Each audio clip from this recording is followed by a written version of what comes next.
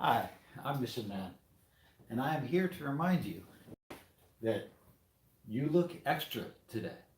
Extra tall, extra smart, extra talented, extra sexy, extra amazing. And if you happen to be watching this in an Uber, Lyft, or other rideshare, please be sure to turn down the volume so it's not to distract your driver, or put in headphones for maximum listening experience. So today I'm going to break down the uh, the making of the music video for Extra, which you can watch on right here on this page. And I'll just get it started. This is taken from foot eye view level. Hopefully this will work. There we go.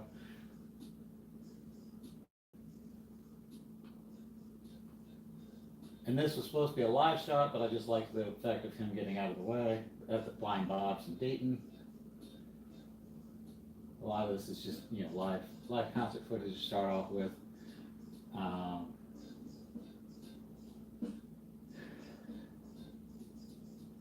Little snow bass angel here.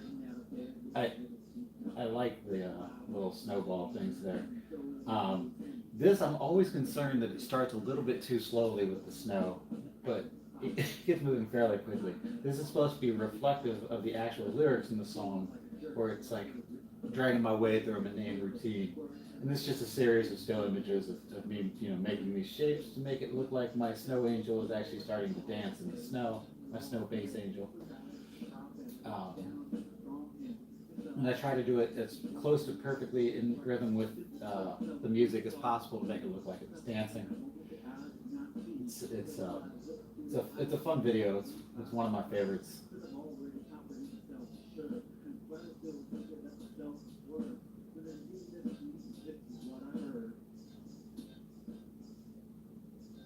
And then this was actually somebody's feet there that just happened to have that angle.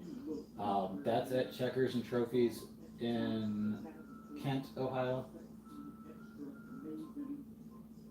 And when you're actually watching the video, the timing is a little bit better with my mouth. It seems to be delayed right now.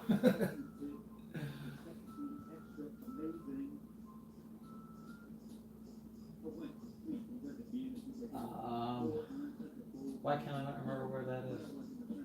It's terrible. So this is where I'm going to pause it, if it'll actually pause. Pause, I tell you. So you get into some actual effects here. These effects were done using Windows Live Movie Maker and GIMP. GIMP is kind of like Photoshop, but it's free. It's an open source software.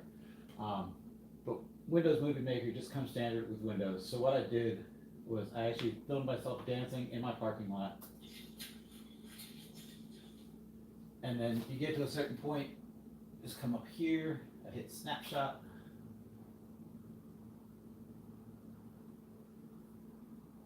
Save the snapshot. And then I come over to GIMP right here, and where's the other part of that? Sorry, I had this organized, but I messed it up. So I would take my lasso tool right here, and you can see this is a very time-consuming process because right now I'm just doing it quickly for illustration effects. But, I take the lasso tool, go around me,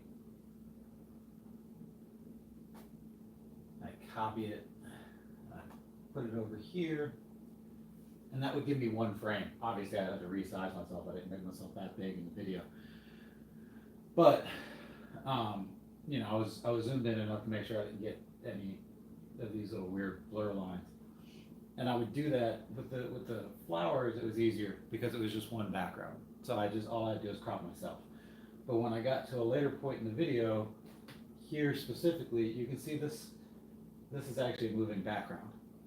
It's not moving right now, but when I hit play, you'll see they're both moving. And I actually had to take a snapshot of the fountain for each one, and I ended up doing 6 frames per second because the high quality one would be at 30 frame per second, but it was such a time intensive process that I just did 6 frames. And even that meant that it took a long time to get 5.5 seconds, because you're talking about over 30 frames. So I'm cropping from 2 different images 30 times, a couple minutes each time. Probably take about an hour or 2 just to get a 5-second clip. Here, this I believe I made in, I believe I made this in GIMP. Yeah, there's a tutorial I went through that showed me how to do kind of a space background. You'll see just the planet here. That's because to get the little strobe effect that I had with my dancing, strobing, is because one image I was there, one image I wasn't. Same kind of stuff again with GIMP. Get the background image, and so just manipulate my image. So that was the majority of how I did the effects, was using a combination of GIMP. Now this I just shot at different times. This was I think February, and my car was still damaged here from an accident. It was not damaged at that point; it was fixed. And that particular accident actually happened over St. Patrick's Day weekend. I don't remember what year it was, but I was driving on the highway in the slow lane, going about 65, and these 2 cars were racing. I could see them kind of in my rear view, just weaving in and out of traffic.